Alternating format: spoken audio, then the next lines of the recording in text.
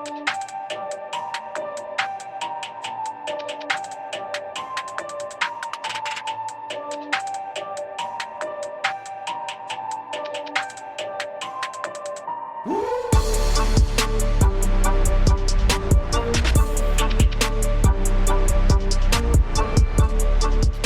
right, everybody, welcome back to Horn Takes. It's Thursday. We're going to do From the Cheap Seats today. Transfer portal. Conversation continues to be an absolute shit show on the internet. So we'll get into that, and we'll talk a little bit more about the QB situation at Texas. There's been a lot of discussion on that lately. It's kind of a shit show, too. So Sarkisian got on a podcast. I forgot the name of the podcast. Apparently a pretty popular podcast. And they asked him about the transfer portal and asked him about guys entering into the transfer portal. And his response was pretty straightforward. You know, the one thing we don't do around here at Texas is if you enter the transfer portal, you don't get to come back.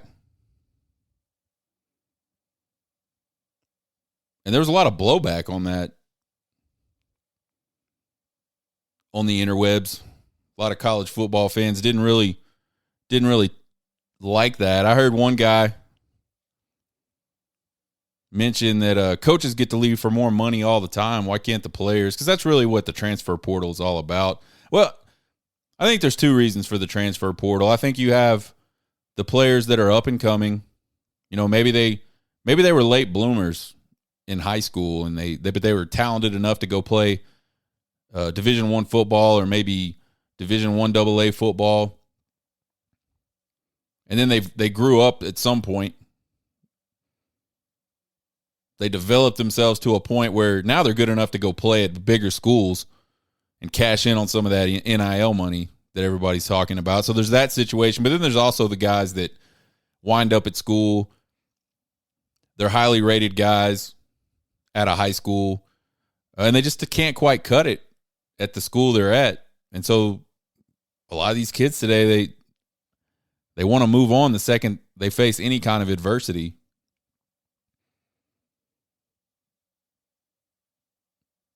So Sark says what he says. People don't like it. People try to say that, you know, that's not fair to the kids. I like the take. I like his stance on that. I think Steve Sarkisian's trying to build a culture at Texas that really is centered around the fact that you want to be at the University of Texas. He said multiple times that NIL is not a conversation he has with recruits. It's not something that's important to him. It's something in his mind that shouldn't be important to the recruits, because that's something that'll come, you know, after you sign. He wants guys to come to Texas because they want to play at Texas. Perfect example of this, Arch Manning. There's been a whole lot of talk about Arch Manning and his NIL and this, that, and the other. And Steve Sarkisian came out, I believe, on the same podcast and said, actually, it really came out as he did a meet and greet luncheon type thing at the Houston Touchdown Club. And he said Arch Manning doesn't have an NIL deal. Arch Manning's family wanted him to go where, A, he felt he was at home, and B, he could get developed. His family didn't want him to have any kind of NIL deal. And I think I'm an old school guy. If you listen to the show or you've seen me on TikTok, you should pick up on that. I'm not against players getting paid. I think the whole thing has gotten really ridiculous. And the NIL, along with the transfer portal, I feel like is slowly chipping away, and maybe not so slowly, definitely chipping away at what I think interested a lot of people in college football in the first place.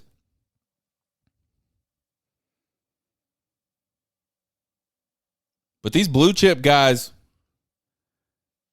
they gotta readjust their expectations. Blue chip guys are not late bloomers. Blue chip guys are the guys that everybody on the planet thinks should be able to step into a big-time college football program and produce, maybe not immediately, but provide some sort of impact immediately, whether they're pushing the players ahead of them because they're so good when they come in, and maybe some of them are coming in and making an impact, and maybe their first fall on campus, they do see the field quite a bit.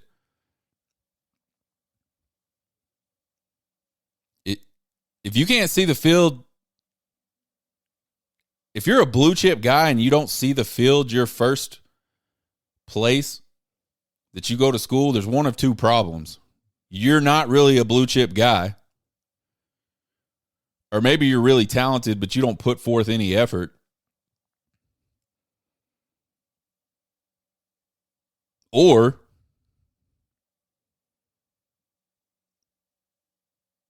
you're just not good enough to play right now. Excuse me, I'm choking to death.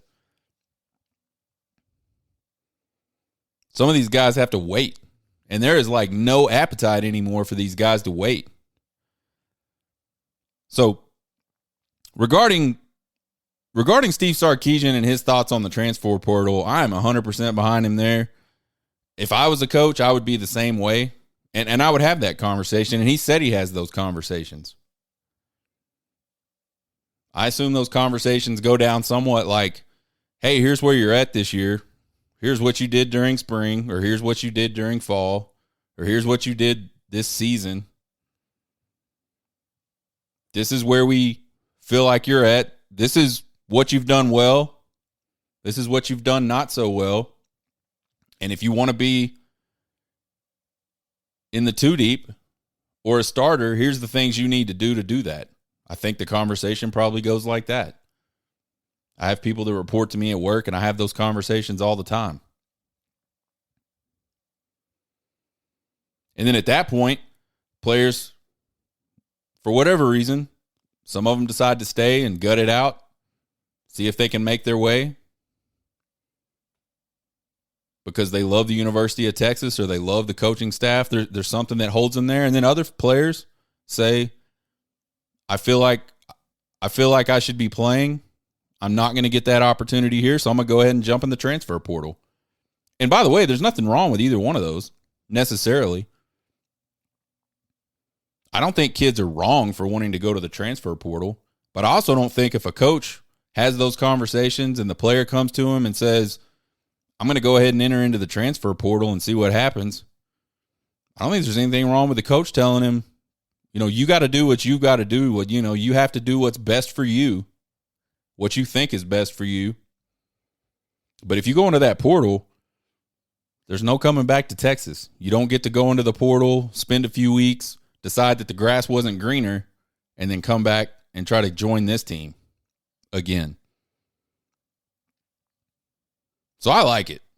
A lot of people don't like it. There was a lot of commentary on the internet about it. I got no problem at all. Probably the biggest story the last week or so regarding the transfer portal is all this mess with Coach Prime and CU losing multiple players in the portal. And by multiple, I mean 51 players have entered into the transfer portal since Deion Sanders was announced as the head coach at at Colorado.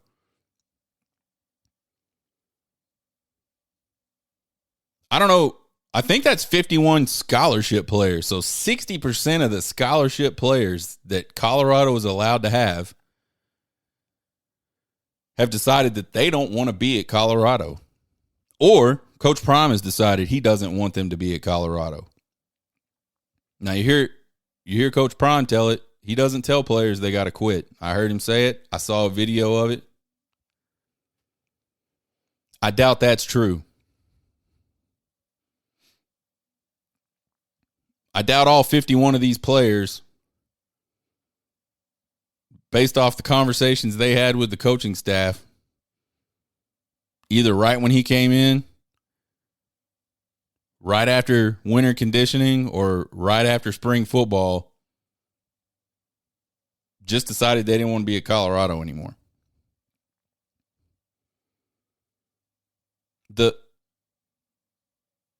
The real areas of concern, if you're a Colorado fan or you're in the Deion cult or you're just really interested in this whole Colorado story, the real concern should be right now, today, there are only 4 defensive linemen on that roster. There's only 10 offensive linemen on that roster. Now, they got some help coming in the summertime with signees from this last recruiting class. But 4 down linemen, you can't play with 4 down linemen. I mean, I guess you can go play. You can't compete with 4 down linemen. 10 offensive linemen, that's kind of the area that Texas found themselves in when Steve Sarkisian first got to Texas due to just some really, really bad recruiting by Tom Herman and his staff at that position.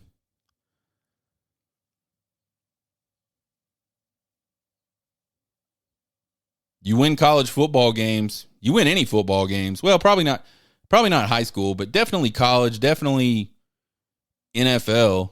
You win games on the offensive line and the defensive line. And Colorado right now is not ready to even be in a conversation about winning games if you just look at the personnel that are sitting on their roster right now for the defensive line and the offensive line. So all this stuff comes out, and then you start seeing all these people respond to it, and there's all these conversations that get sparked, and all this discussion that goes on the internet about this whole Coach Prime and this whole Colorado situation. And there's really 2 camps. You've got one camp that says, man, this is a problem for Colorado. And then you have the other camp that's like the Baghdad Bob of college football. For those of you that don't remember, back in 2003, when United States forces and coalition forces invaded Iraq for Operation Iraqi Freedom, and hell, it may have been even back during the original Gulf War. I think it was back during the original Gulf War. There's this guy, he was like I don't know what his title was. He was like I don't know, communication minister or some similar such shit, czar of Iraq. Would go on these, he would do these press conferences during this whole assault and basically just lie to his people, talking about how, oh, there's nothing to see here. There's no Americans anywhere near Baghdad. They're all going to die. You can go look it up. You can go look up Baghdad Bob on the internet, and there'll be like a myriad of quotes by this guy that were just absolute pure and utter bullshit. And the whole point, he was trying to just sort of deflect away from what was actually happening. And there are a ton of people on the internet, TikTok, various websites, I'm sure YouTube, Facebook probably, Twitter, all the social media platforms. There's tons of people that are just really, really dug in on how none of this is a problem for Colorado, which is absolutely absurd. So let's talk about it. Let's talk about how this is a problem. At some point, you have to have a team to put on the field. Right now, Colorado has 20 scholarship players. 20. Less than 25% of what they are allotted to have.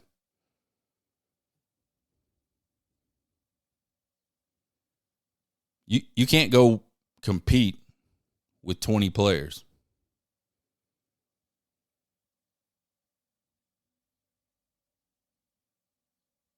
Then you have all this false bravado bullshit when Deion Sanders first became the head coach at Colorado, how he showed up, the discussions he had with his team. And I think a lot of people reacted differently to those discussions. I did a TikTok video about it. I may have talked about it on the podcast and put the video up on TikTok. And I talked about how I didn't really like his approach there. I mean, it's his team. He can go do what he wants to do. But his approach was, I'm here now. I'm bringing my luggage, his Louis Vuitton luggage. And basically, some of y'all are going to have to go. And I think that's a really terrible way to move into a situation like that. It's definitely not very inspiring. If I'm a player sitting in that room and the coach comes in, I think a lot of those players were probably pretty excited. You know, Coach Prime's got a lot of hype about him. He's definitely an interesting dude. Like, I think he doesn't really follow the mold at all whatsoever of what you think of when you think about a big-time Division I football coach. And I think a lot of that is cool. I think a lot of that is interesting. And I think a lot of that appeals to sort of the younger generation, these younger college kids today. But imagine being one of those kids. You're excited because Coach Prime's coming, and he walks in and basically shits all over every single person that's already sitting in that room. So he comes in and sets this tone of, none of y'all are good enough. I'm going to start bringing in who I want to bring in. And that's how we're going to go win football games. He talks about, how we're going to be able to recruit and a lot of this is, again, fed by the internet and fed by reaction on the internet. You got all these people out here running around talking about how Deion Sanders is going to just set the world on fire recruiting and how he's going to just kill it in the transfer portal. And we haven't seen any of that. And I think for Deion Sanders, that's a big problem. It's the same problem to me that Steve Sarkisian has at Texas, that really he's at a crossroads right now. I think Prime's got time.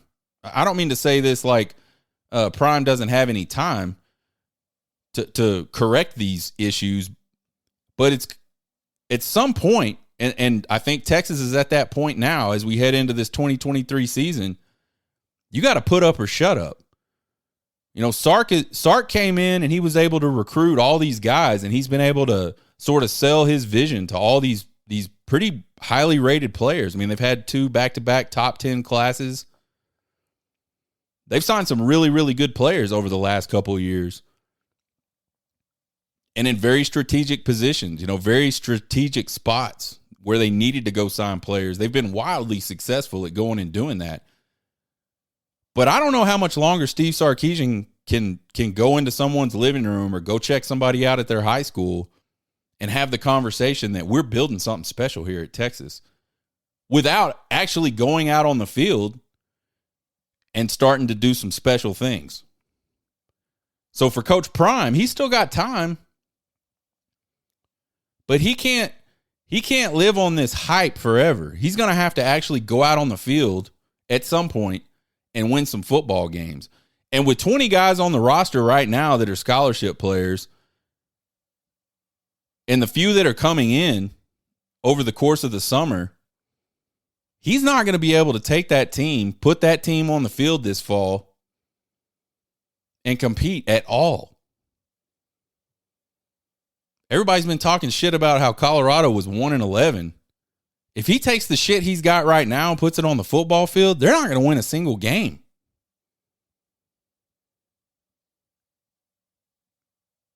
So we all know Deion. We all know Coach Prime. He's always been sort of this boisterous guy. He's always been a talker.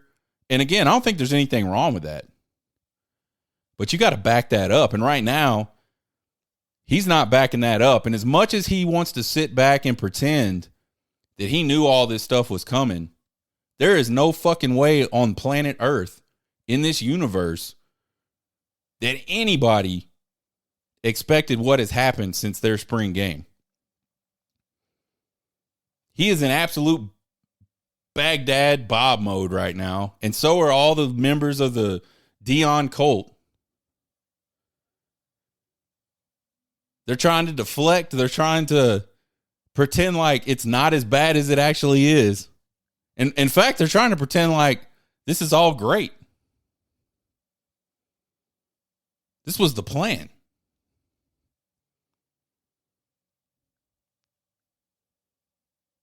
So as soon as Coach Prime got that job at Colorado, a lot of people started voicing their opinions, and I came out and said, Coach Prime has a big time uphill battle at Colorado. All these people thinking and there was people talking about how they were going to compete for the Pac-12 championship next year. Just ridiculous shit. Just absolute pie in the sky, ridiculous shit. And so I did what I do, which is voice my opinion. I was like, man, I think that's crazy. There's no way. There's no way he's going to come in. That team was 1-11. Doesn't have a lot of good players on it. Certainly doesn't have a lot of like difference maker type players. Yeah, he'll bring in some guys. He'll bring in some of his guys, and I we all knew that. But that's not how college football works. People see these turnarounds that happened at like Tennessee and TCU and USC, and they think that it's somehow parallel with the situation at Colorado. No, it wasn't. Colorado, before Deion got there, it was a fucking dumpster fire. And it's looking a lot dumpster fire-ish right now. So we talked about, this is a tough uphill battle. This isn't going to be a simple fix. This is going to take time if it happens at all. Got a lot of pushback about that, and that's fine. Everybody has their opinion. I can respect other people's opinions, and I can also say, you don't know what you're talking about. You're not living in reality. You're in some kind of fantasy land. And so now he's lost like so much of that shit team that he inherited. And yeah, he's brought in some guys, and he's got some guys on the way from his recruiting class. But Prime or not, these kids that are transferring, like, you got to give them a reason to transfer. You got to give them a reason to want to be there. What is anybody's reason to want to go to Colorado right now? It's fucking cold all the time. It just snowed on their fucking spring game. They're not good. They're in a conference that can't get a TV deal signed. They're in a conference that may or may not be a conference soon.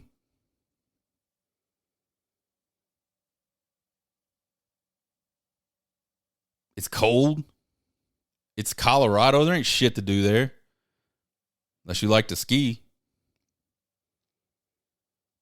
hike mountains. And despite the fact that Coach Prime played in the NFL, had great success in the NFL, and had some pretty good success at Jackson State, you can't really point to anybody and say, man, Coach Prime has developed all these players. Coach Prime puts people in the NFL. And, ultimately, I think that's what most of these kids' goals are go to the NFL. He can't say that yet. Coach Prime, outside of the hype, if you really step back and look at Coach Prime and what he has done as a coach, outside of the hype, he has nothing to offer. That doesn't mean that'll be always the case. If he can turn around Colorado, he'll have a lot to offer, and at that point, all bets are off. But right now, we're talking about these. He's gonna have to try to bring a shit ton of guys in from the transfer portal. There's a couple problems with that. All the good transfer guys are done. They've transferred. There's not going to be any more good transfer guys between now and fall. Certainly not enough to fill up Coach Prime's roster, even if he could land every damn last one of them.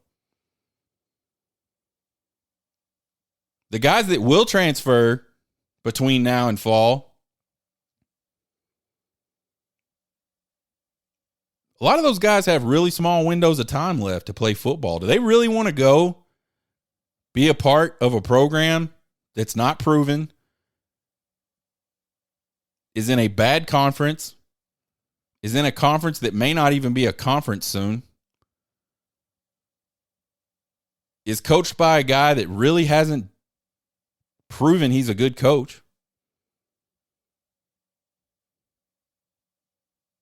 and it's fucking cold? Man, I don't think a lot of guys want to go into a complete rebuild mode. A lot of these transfer guys, I do not think that they look at Colorado and go, man, that's an appealing place to be. And the ones that do are probably not any better than the players that just left and the players that were part of a 1-11 football team or 1-10, whatever the hell it was.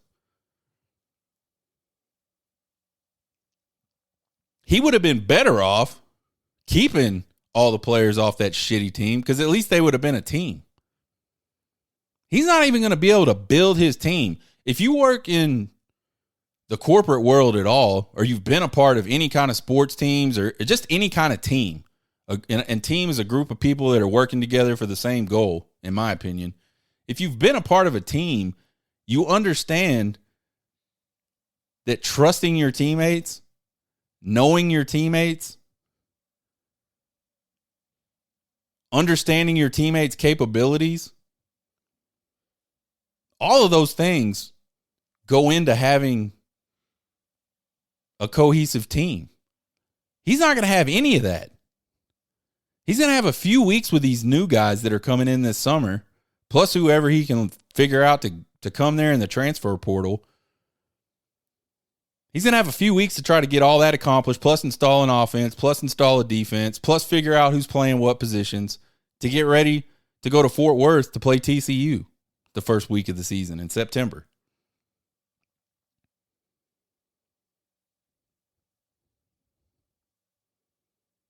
Perception is reality, folks. I think we all realize that. You can look at it and say, oh, this was part of the plan. We all knew this was going to happen.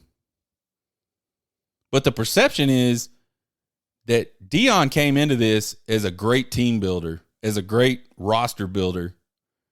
And right now, all he's got is a big fat fucking exodus out of his program. And now he's got to be standing there looking around going, oh shit, what do I do? Am I going to even have 85 scholarship players?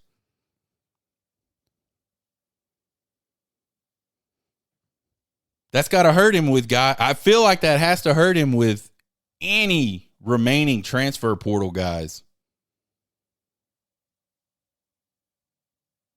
It just has to. Maybe not. Maybe these kids aren't thinking about that. Maybe he money whips them. I find that hard to believe. I don't think Colorado's a very wealthy school in the first place. They didn't even have money to pay Deion, apparently, when he became the coach. The athletic director says, we're going to get the money. I don't have it now, but I'm going to get the money. I don't think a organization like that is in position to money whip people, money whip players to come in there. And then you got this whole practice film thing, which I don't necessarily have a side on the whole practice film thing. I have no idea what is industry standard. I don't know what coaches do when players transfer. I can see both arguments. I can see the side that says, give that kid his film, chop it up, give it to him, or give him access to chop it up and take it himself so he can sort of promote himself. Keep in mind, a lot of these kids, there's no film on them. outside of practice film. I can also see the side that says, well, hey, man, you can't just go give out your practice film. That's top secret shit. You don't want people seeing what you're doing. So I have no idea what college coaches do or actually don't do in those situations. I know it looks real shitty for an ex-player to go on Twitter and say, I can't even get my own practice. I can't even get any film of myself. They refuse to give me film of myself in practice. Perception is reality. And those perceptions don't look good for Deion.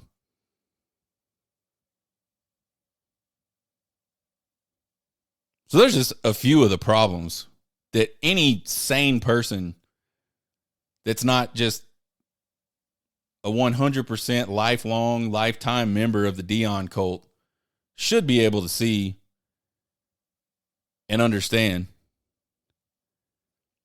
And then you got the Baghdad Bob side of it. He's got to get rid of all these shitty players that went 1-11 to make room for all the new good players. And this was just all part of the plan. We all knew Deion Sanders cultists. We knew that he wasn't going to have a team after the spring game. We knew it. I get some of that. Steve Sarkisian kind of had to do the same thing. Steve Sarkisian got to Texas in December. And over the course of the next 2 seasons, they had conversations with players and said, you're not really what we're looking for. And I don't know exactly how those conversations went, but I'm sure they were candid conversations about those particular players, either their attitudes, their lack of buy-in in the culture, their lack of buy-in in the process, or just their lack of talent to play the position that they're on scholarship to play at the University of Texas. But Steve Sarkisian didn't have 51 players leave the University of Texas within, 5 months? 6 months? 5 months. Almost 6 months. 51 players have left college. That's got to be unprecedented.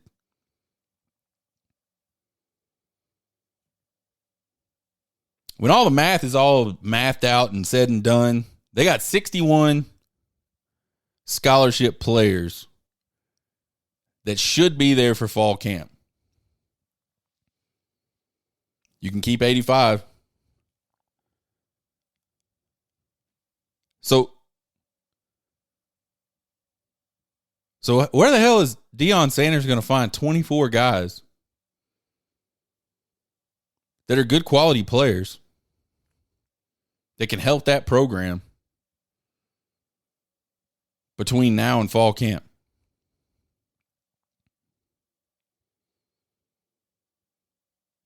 Unless you're a lifetime member of the Deion cult, I don't think you can say he will.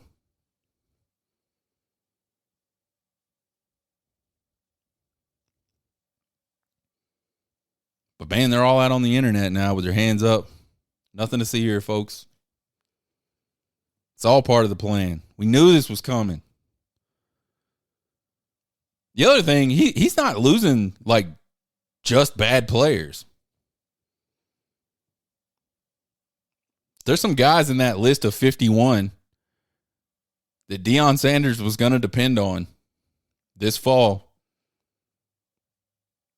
to have some sort of impact on the team, whether it's offense, defense, special teams, scout team, whatever.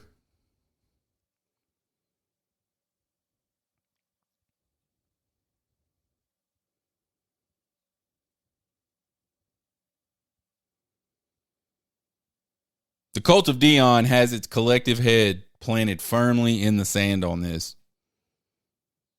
And there's some guys that I can't believe saying some of the things they're saying.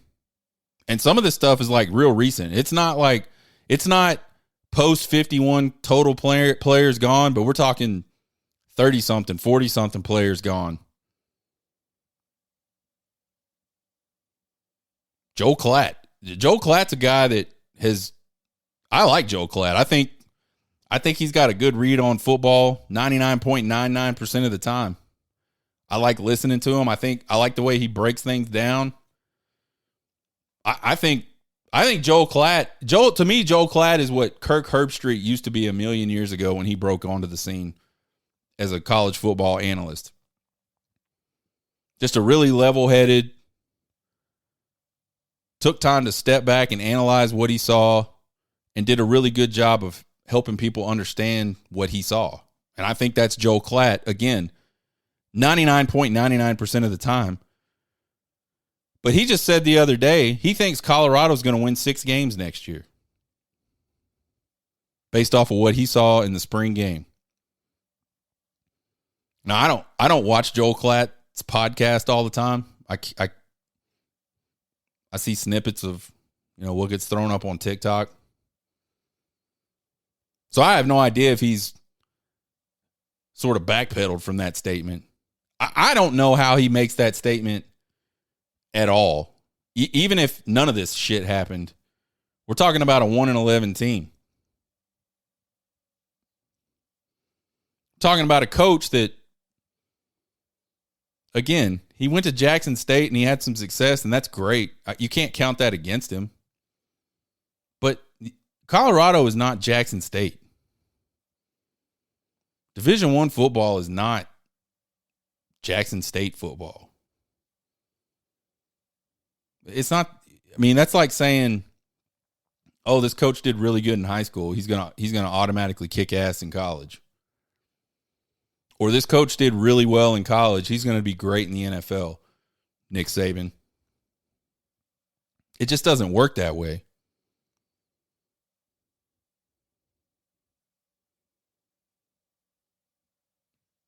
Joe Klatt says 6-1. Joe Klatt is a flag-bearing, flag-waving, lead head honcho member of the cult of Deion right now. He's in a trance. He's drinking all the Colorado Kool-Aid right now and going back for seconds. There is no fucking way Colorado's winning 6 games next year.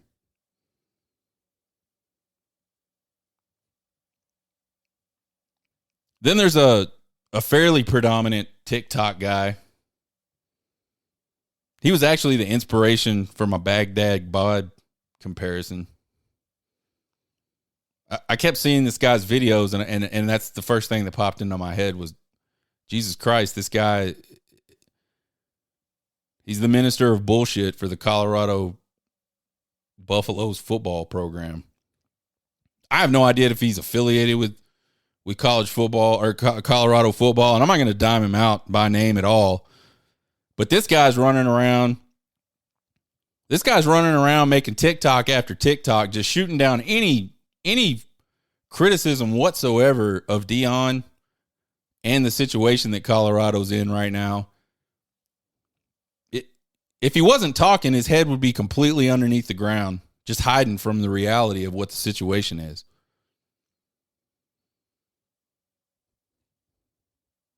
But he had 45,000 fans at the spring game. It was the only spring game ESPN aired.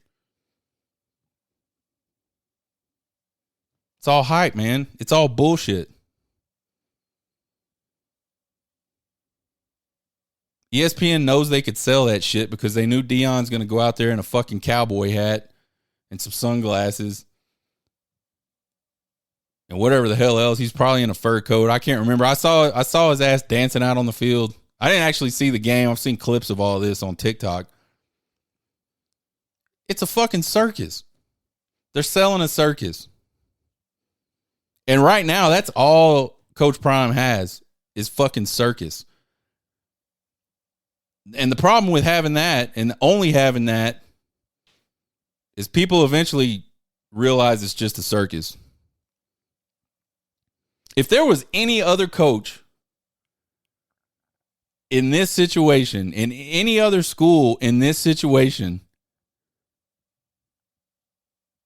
everybody, even the most diehard fans of that school would be sitting back and going, this is a giant fuck.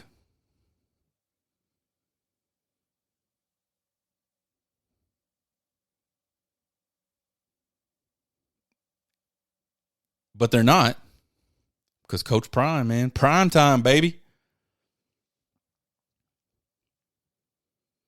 It sells.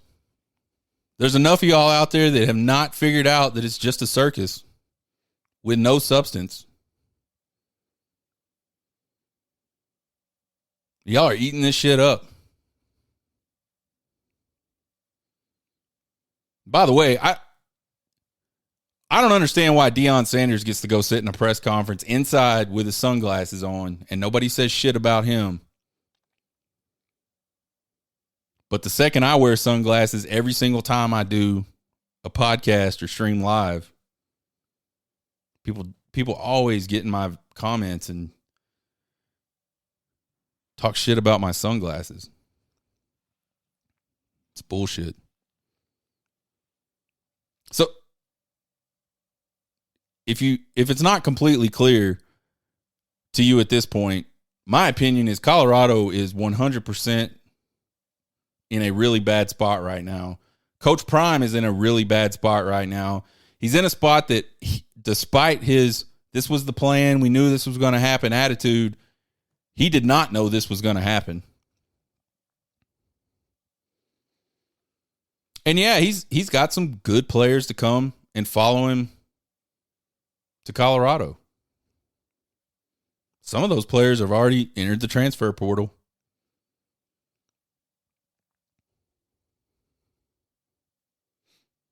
And he'll probably get a couple more between now and fall camp. They can come in and play.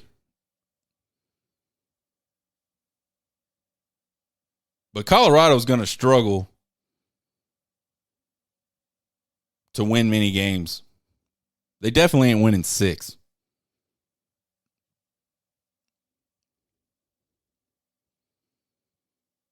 Texas QB situation. I thought I'd talk a little bit more about this. Before the spring game, all the commentary was about Arch and Ewers.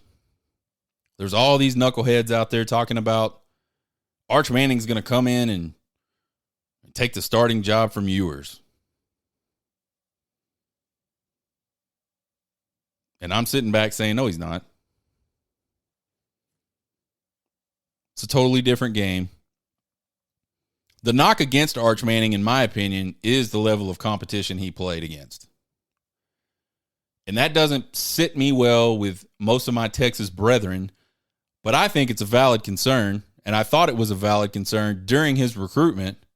And when people would go, Arch Manning is not the number one player in the country, he's not even the number one quarterback in the country, I would say those people might be right, and here's why. It's because he doesn't play against tough competition.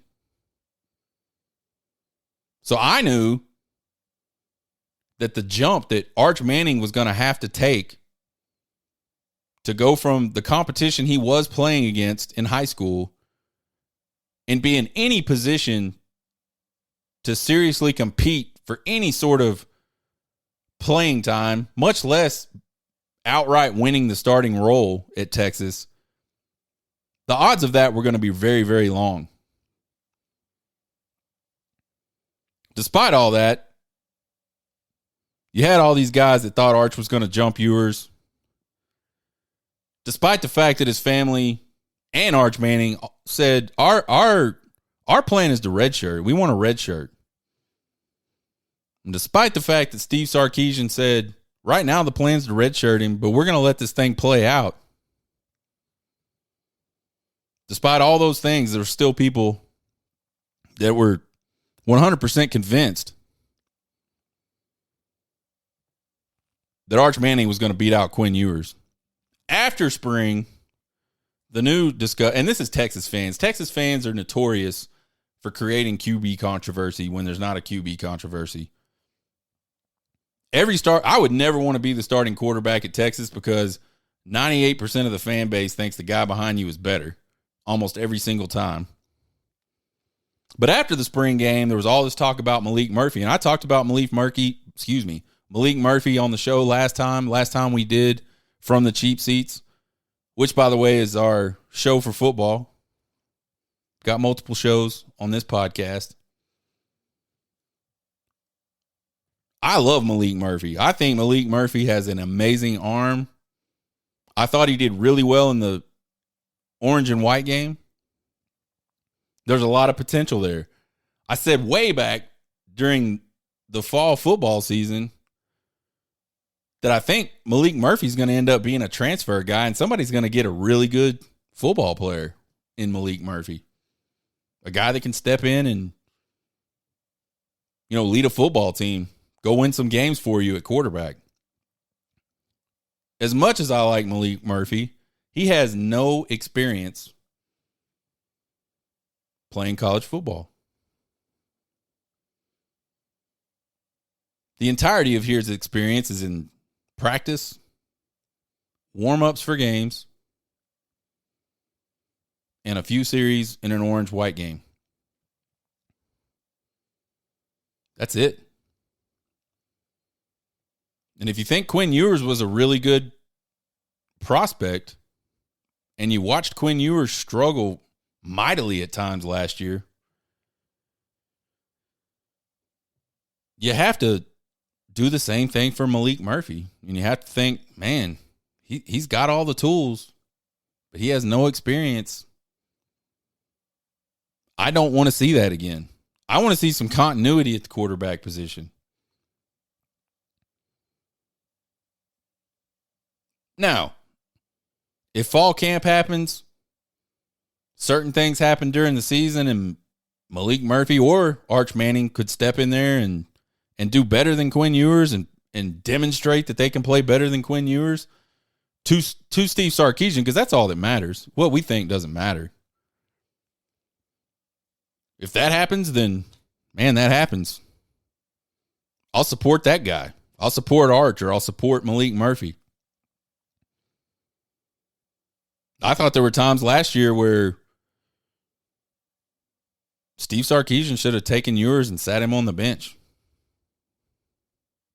Brought Hudson Card in. I think Hudson Card comes in against Oklahoma State soon enough. Texas wins that game. Not because he's a better prospect, not because he has better arm strength. He just has some experience. Not a lot, but enough.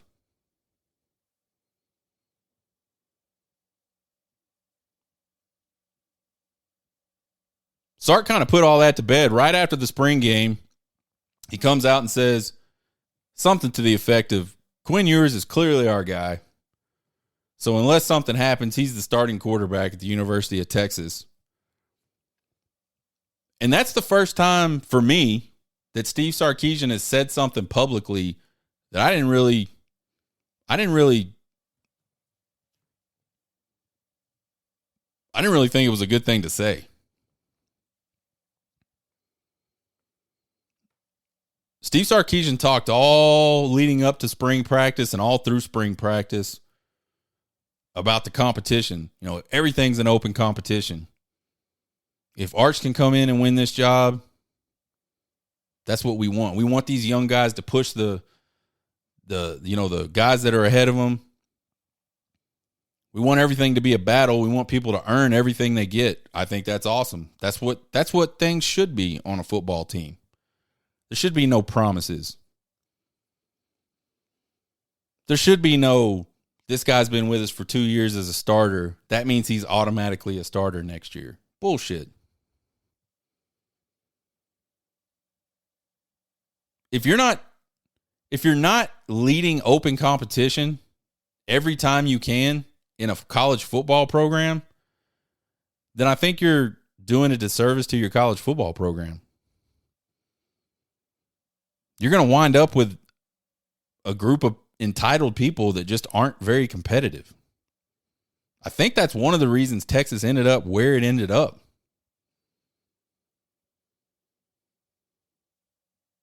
I would have preferred Sark not in that QB competition mentally the way he did. Because if I'm Arch Manning or I'm Malik Murphy, what I heard Coach Steve Sarkisian just say is, I didn't do enough during spring to put myself above Quinn Ewers, and he doesn't think I'm going to do enough between now and fall to do that either.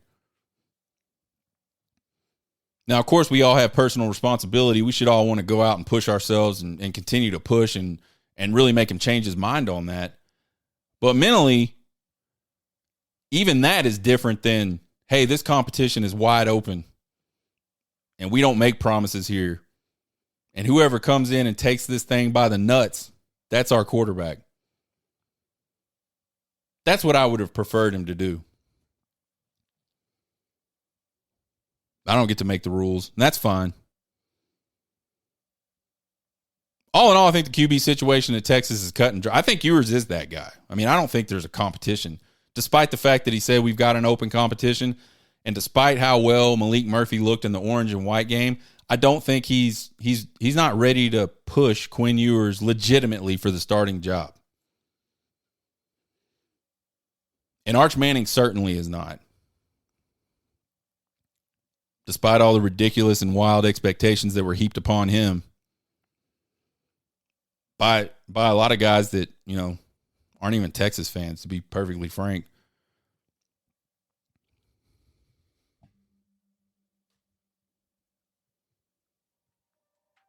So that's from the cheap seats for today. I'm sure some more shit will happen, and we'll do another from the cheap seats next week. Join us tomorrow for the bullpen. We're going to talk about that. I don't even really bad OU baseball series and the midweek against Texas Southern.